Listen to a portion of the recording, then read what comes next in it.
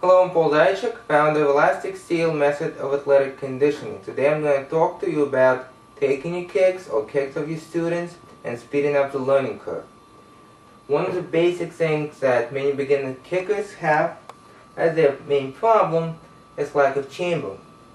The kick either comes out without a chamber, okay? I'm talking about the front kick right now.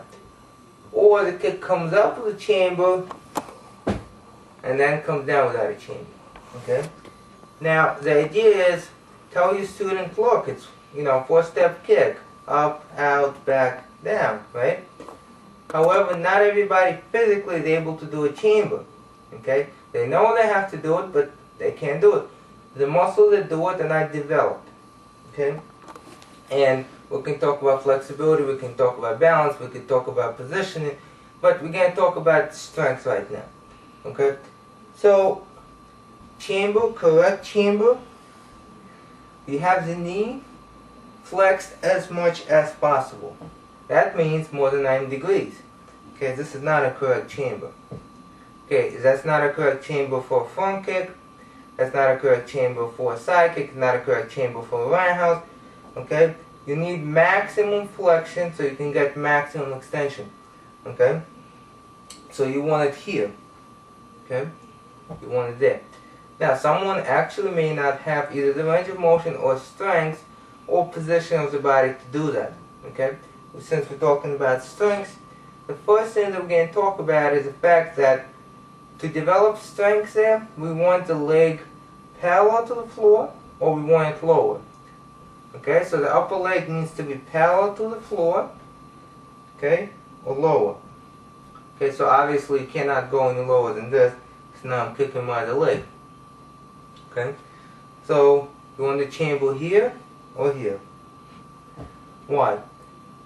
The weight of the lower leg will be used as a weight mechanism, as resistance mechanism to develop the flexors.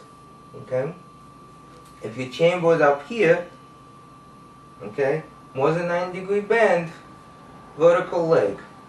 Vertical leg, just like vertical arm here, doesn't do much. Okay, you need to be in position where it goes from here to here against gravity. Okay, so the kick needs to start low. Don't encourage a beginner student or someone that haven't trained for a while to start kicking, okay, higher than that position. So how high would the kick be? Well, if this is as high as the leg would go, what does that mean? The kick wouldn't go any higher than this. Okay? This is a position, you can pull back. If you do it from here, then the kick is going to be down there. Okay?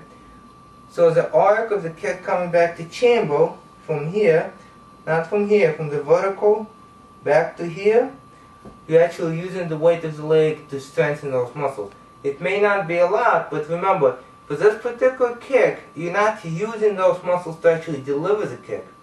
Okay, you're using them to bring the leg back, okay, stretch the muscles, create the potential energy in there, and then release. That's what you're using them for. Okay?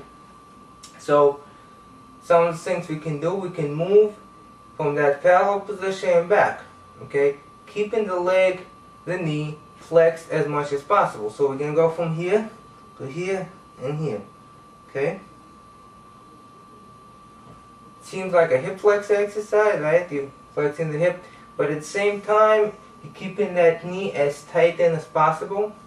Obviously, another thing you can do is you can stand there and just keep it tight in, okay, in that position, or you can stand here, keep it tight in that position. Okay? We can also come up, once they get used to that, into a very tight chamber. Okay? Okay, notice a high chamber, not the same thing. You're not actually developing that as much. Okay? So what does that mean? As you're doing that, you would practice, you want your practice, of course, to keep up what your strength training is doing, so you would do the low front kick. There's nothing wrong with that. Okay? They get a little bit stronger, this is as high as you would go. Okay? You would not kick high. You would just stay with that. if you want to play around it a little bit just to make it more fun, you can bring it up here, you bring it back all the way and forward, back and forward. Notice, you do that. If you do that, do not just sort of throw a back kick there. Okay, that's not what it is. Once the leg is back there, you tighten up the flexors of the knee as much as possible. Okay. Now, I had a question whether the leg should come back this way and also this way.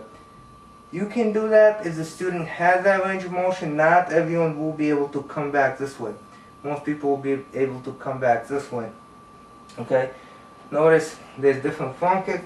I usually do not have my supporting leg in the direction of the kick. It's usually turned out partially or turned out to 90 degrees. Okay, if your style does that, you can do that as well, and then you don't have a problem. You can go straight back.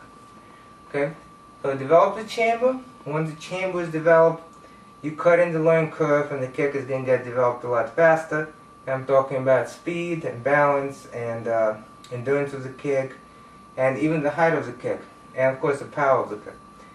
Now, having said all of that, a lot of you wanted to win the kicking combo. You asked me to do the contest for the kicking combo, which is a 4 DVD in a book. And there's a video that's going to be uploaded together with this one. You can look at it, and it gives you instructions on how you can win a kicking combo where I talk about the front kick, roundhouse kick, side kick, hook kick. There's also a book on bodyweight training that comes with it.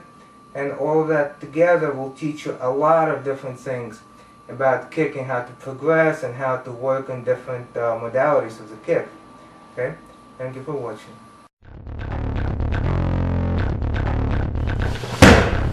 Punch, stand up, hook kick.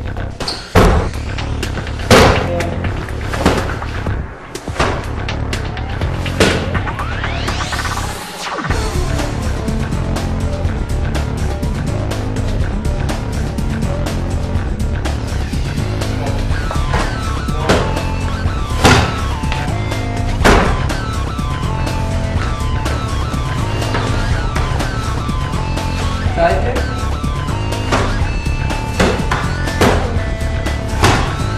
Up. Back kick from the side. Wow. Now. Let's see.